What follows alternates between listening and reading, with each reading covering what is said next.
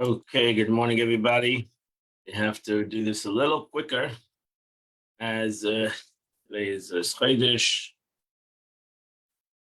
We have to daven at 8:30. Okay, good morning, everybody. We start on chapter 16, verse number 18. You should put judges and law enforcement officers for yourself in all your cities. Which God, your God, has given to you. To your tribes. Mishpat tzedek, and they should judge the nation with a true justice. Rashi says, Shaftim, what is a Shaftim? Are the judges. HaPeskin Adin, who decide the verdict. Shaitim, what is a Shaitim? Which is for the Hebrew translation, it means policemen. Those who chastise the people in accordance with their orders, who strike and bind them, not found in earlier editions, their rods and their straps until the guilty party accepts the judge's verdicts. V'chol sha'arecha, and all your gates, Rashi says, sha'arecha means cities. Lishvatecha, what means to your tribes? This phrase is first back, you shall set up for yourself. Thus, understanding the verse, you shall set up judges and law enforcement officials for yourself, for your tribes, in all the cities that the Lord has given. Every tribe. As Rashi says in Lishvatecha, the teacher, the judges must be appointed for every tribe, for every city. Shaftoam, so Rashi appoint judges that are experts and righteous, so they will judge justly. Verse number 19, you should not pervert justice. You should not show favoritism. You should never take bribe. Because the bribery blinds the eyes of the wise. And it perverts the words of the justice, the just words. The simple meaning. Even during the statements, the arguments, pleas by the litigants. This is a nation addressed to the judges. They should not be lenient to one litigant and harsh to another. Ordering one to stand while one is sitting. Because as soon as one notices the judge is showing more respect with the opponent, he cannot plead his case any longer. And therefore it's important that the judge is impartial, totally impartial.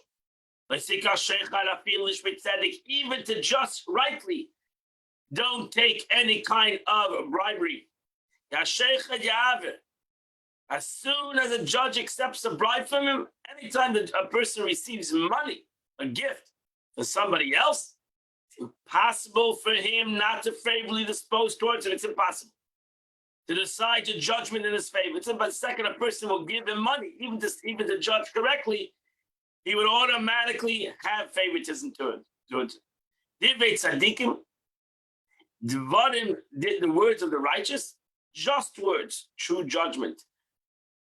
Tzedek tirdes, justice, you shall run after. The mantichya, so you shall live. You'll possess the land that the Lord has given to you. Rashi is why they say tzedek, double tzedek. The Gemara teaches us to seek a good court. Tzedek tirdes. You have to go and find a righteous court. If you know of a corrupt court, don't run after a corrupt court. Try to find a righteous court. The mantichya, Rashi, it's important. The appointment of judges, fitting judges, is sufficient merit to keep Israel alive and to settle in their land. You should not plant yourself in a shaded tree. Or any tree near the altar of God in the Temple Mount. So Rashi says this prohibition to making one liable for punishment at the time of planting. Somebody plants a tree in the Beis Hamikdash, it's already done an Aveda. And even though he did not worship it, he transgressions the prohibition, you're already done an Aveda once you planted it. Rashi says, this prohibition addresses to one who plants a tree and builds a house on the Temple Mount. Verse number 22, you should not build yourself a monument. Which God hates. Rashi says, Matzeva is a monument of one stone, which was built a bummer. Like this bummer, the monument was to sacrifice on even to heaven. God has commanded to make an altar of stones, an altar of earth. This, however, he hates because this is was a religious statue of the Canaanites. And although it was dear to him in the days of the patriarch, they used to do that. They used to make a matzeva. They used to build a one stone. Now he hates it, since these people made it a statue for idolatry, and therefore the Eibishter God dislikes it. Chapter 17, verse number 1. He says, you shall not sacrifice to God. You got an ox or a sheep that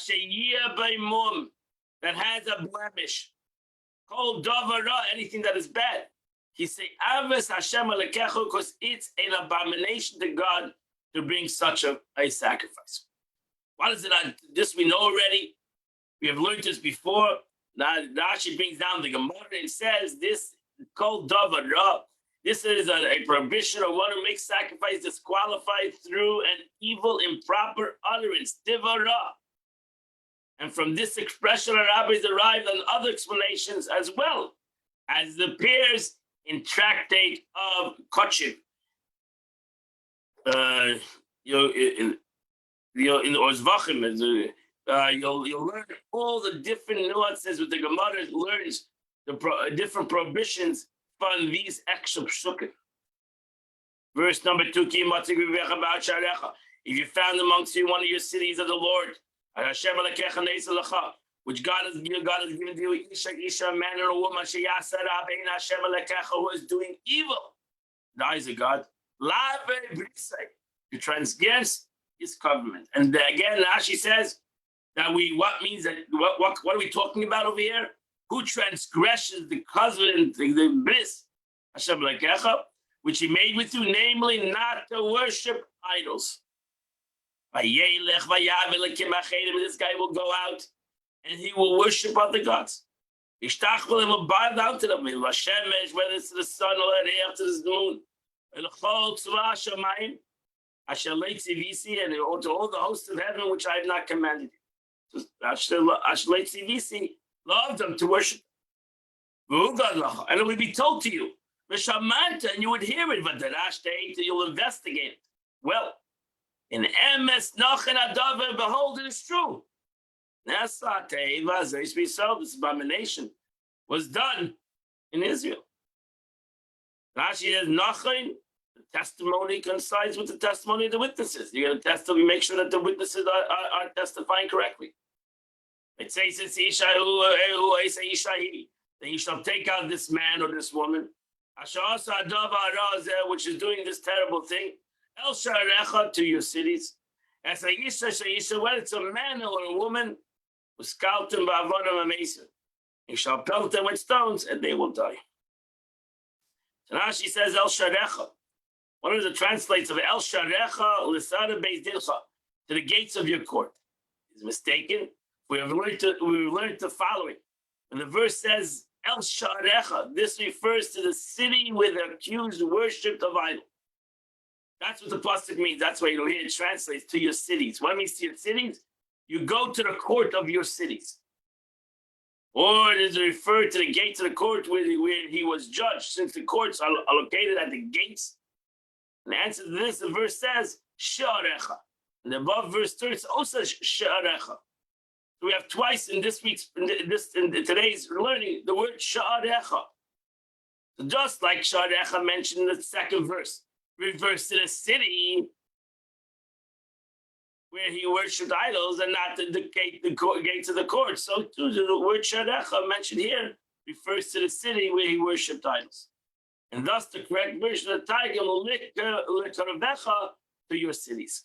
And that's why he translates over here El Sharecha, to your cities. On the mouths of 2 and 3 witnesses, you must have messed the person shall be put to death. You must have you're not allowed to put to death on one witness. Now she says, but the testimony can be executed to 2. Why does the Torah say 3? It does so to do a comparison between the testimony of 2 or 3. Just as 2 witnesses are considered 1 unit, so too 3 witnesses consider 1 unit. Just because the guy has 3 witnesses, as the Gemara says, to 100 witnesses, like 2 witnesses. Doesn't make the case stronger if you have more than 2 witnesses. 2, 3, 4, 5, 100, all the same. It's all like 2 witnesses. And they're not subject to laws of plotting witnesses of Eidim Zayim. The only difference is that only 2 witnesses are going to the concept of Eidim Zayim, not 3 witnesses, unless they are proven to be plotting the witnesses. And there's many, as brought on the Gemara, there's a lot of things that we learn from these 2 expressions, Shnayim or Shleisha, 2 or 3. And the Torah says 2, then it's 3 for sure. Verse number 7, the hand of the witness should be first upon him. I mean, they throw the first stones. The rest, and then the rest of the people do it. And you shall eradicate evil from your midst. Rashi continues and says, verse number 8, if matters alludes to you for judgment, between blood and blood, between judgment and judgment, and between legion and legion. Words of dispute in your city. That you'll stand up and rise to the place where God has chosen. Go to the base of Mikdash. So Rashi says, the third hafla always denotes detachment and separation. It means that the matter is detached and hidden. You don't know the law. What means between blood and blood, between natural, ritual purity, unclean blood, of menstruation, and ritual clean blood. It's very hard to know the difference of the bloods, of pure bloods and impure blood. Din ledin means between judgment of an innocent and judgment of a guilty. You can't find the law. Between a ritual unclean lesion and a ritual clean lesion. The words of dispute were the sages of the city. The judges differ in their opinion on the matter. One declaring it impure, and one pure, one ruling guilty, and one innocent. You get up and you go up. Now she says over here, this teaches us that the temple, there's the seat of the Sanhedrin. The Supreme Court was higher elevation than other places. And you shall come to the Levium, the Kahanim, and the judges who are in those days. And the Rashta, you'll inquire, and the head court, the Supreme Court, will tell you it's Varad Mishpah. So Rashta is the Kahanim will decide who descended of the tribe of Levi. Although this judge may not be the same stature as other judges who preceded him, you must listen to him. You can't say, "Oh, if I was, if the rabbi is like Shmuel Hanavi, I'll listen to him." The rabbi is like Moshe Rabbeinu, but he's not. Well, he's not. That's correct because Moshe Rabbeinu, you're not in the generation of Moshe Rabbeinu. So therefore, you only have a judge who's in your time, and that's it. That's why the Torah says, in those days. You shall do according to what they tell you. From that place, from the base of Mikdash, which God has chosen, you shall be careful to do whatever they tell you from the Sanhedrin, from the high court which was in Yerushalayim. According to the Torah which they tell you. According to the law, the judgment, you shall do. Do not turn from that, divert from what they tell you. You mean or smell whether to right or to the left. So Rashi says, interesting. What is the meaning? You should follow them to the right or to the left. Either they tell you that the right is left, I'll smell shim, and they tell you the left is right, which you know is wrong. The right is not left, the left's not right.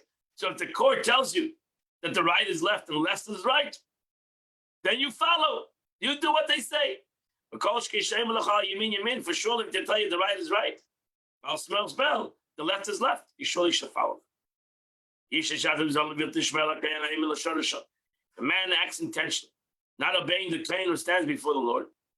Or to the judge.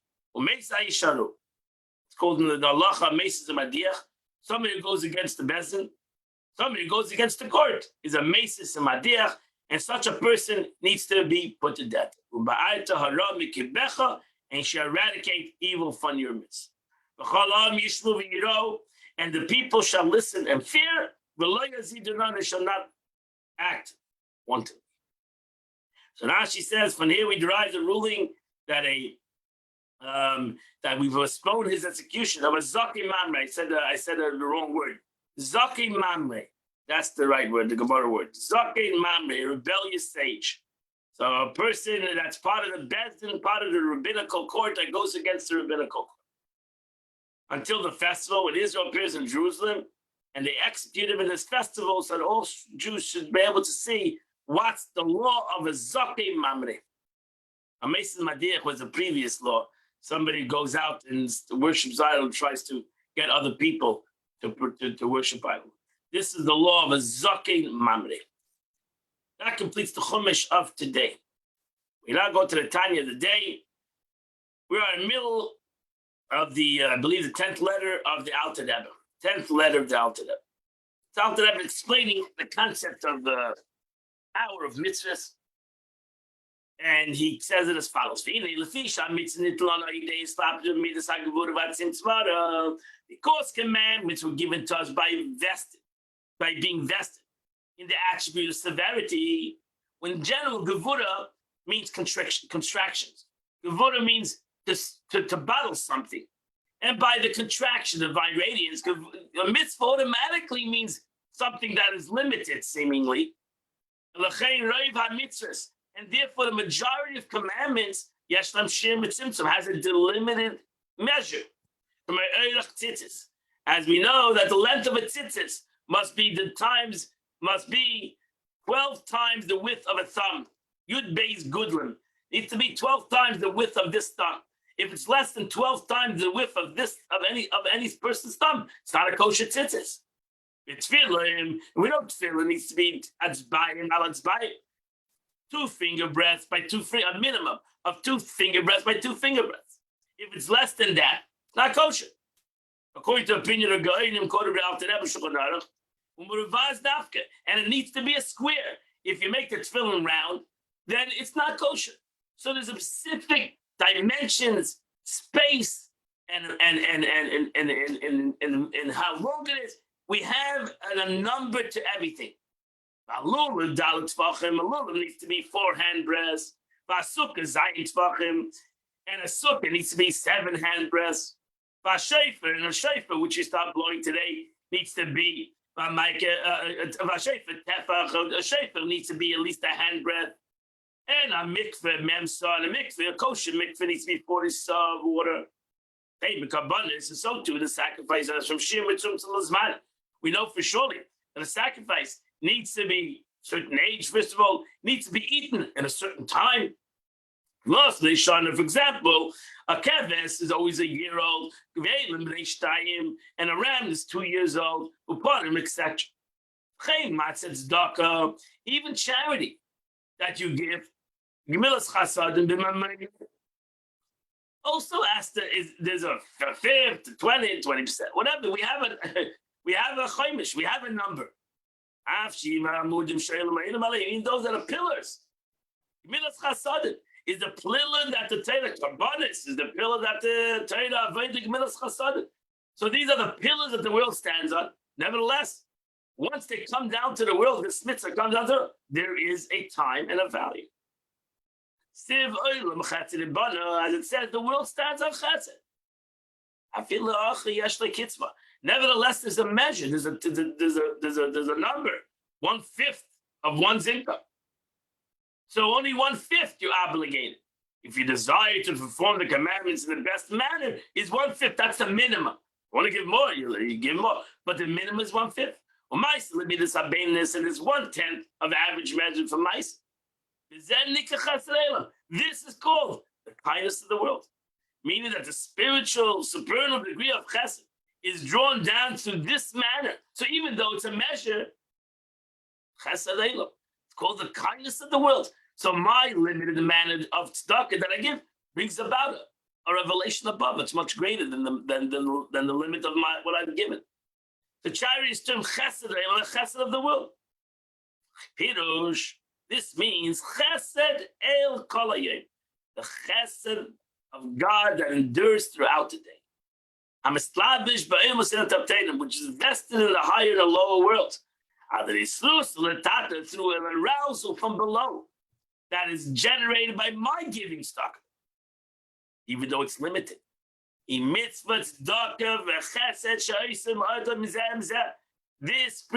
meaning the precept of charity and kindness that people practice with each other.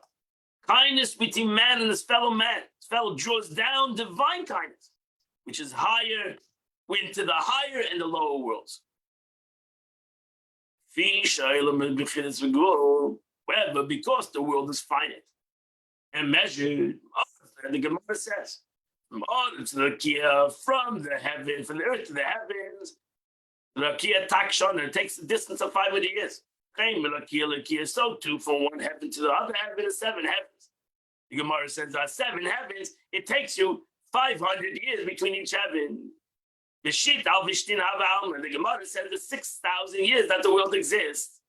So we know there's a number. Therefore, that's why there is a measure. Because since the Torah and mitzvahs come into the world, that's why there is a measure, even for the mitzvah tzedakah, which should be chesed, should be unlimited. There is a number, a minimum of a fifth. Like the rest of the mitzvahs.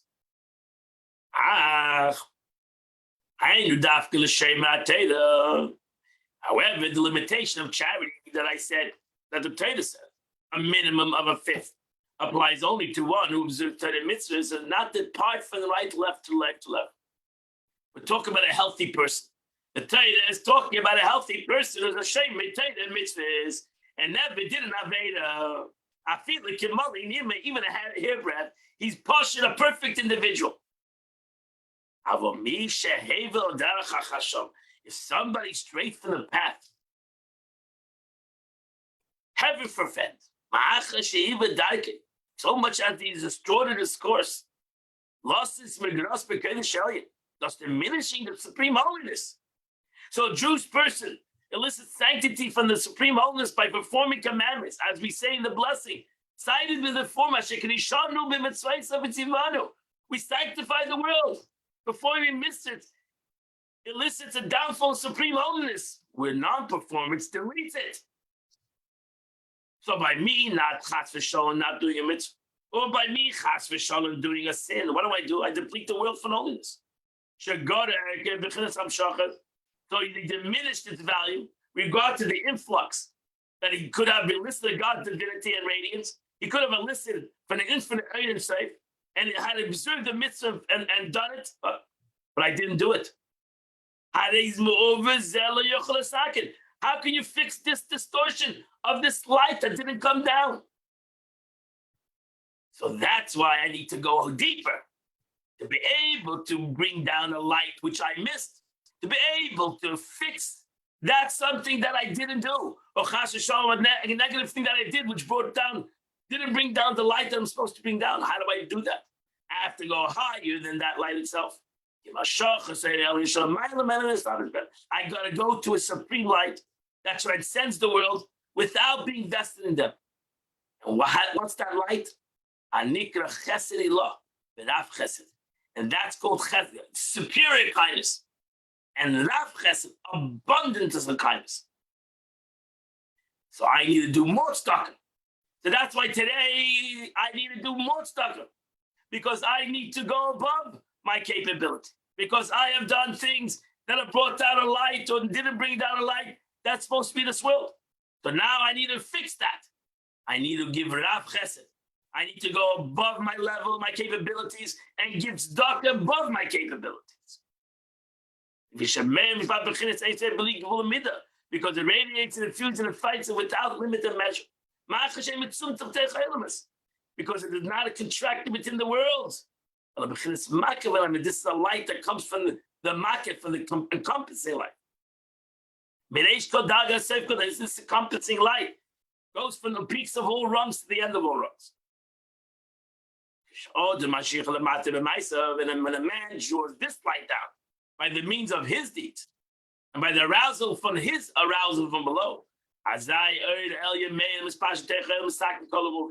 this supreme light then radiates and extends within the worlds and rectifies all distortion and all deficiencies caused by in the Kodesh Elyon, in the holy lights above. And it renews their light and their goodness with an intense elevation on the level of a truly bechinas chodesh mamash, a truly new light. So the act of penitence does not merely uncover the pre-existing light, but calls forth a new light, an infinite light, which is lofted in all the worlds. And therefore our sages say, the place where a penitence, a person does tshuva, stands, even tzaddikim don't stand. Because a tzaddik only brings down the light which fits the world. He does everything correctly. About tshuva that needs to go deeper. About tshuva needs to go deeper. He needs to go more than the regular. He has to go more than the normal. He has to go He has to go beyond his limitation. He has to go above himself. And when you go above yourself, then the Eibishter reveals a light that's also above this world. The Rebbe notes in the various sources this phrase as follows: in the place where a penitent stands, even a truly righteous can stand, meaning the level in which the penitent stands steadfastly cannot even be attained by a truly righteous person. Unbelievable.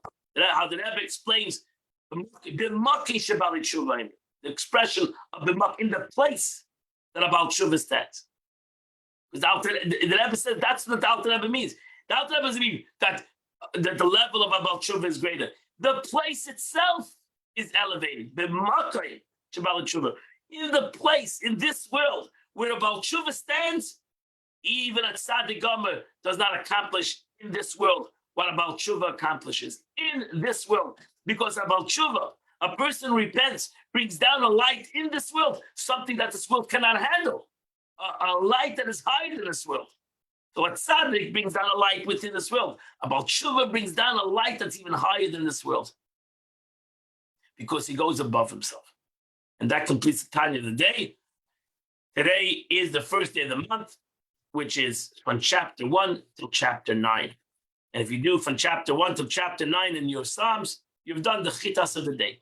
Also, today's a Chodesh. We do extra 3 chapters a day. So we still use chapter 1, 2, 3 of Tilim. We do add another 3 chapters, chapter 1, 2, and 3.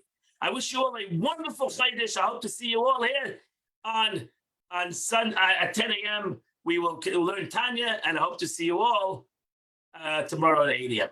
We'll hear the shofar blowing. Maybe not.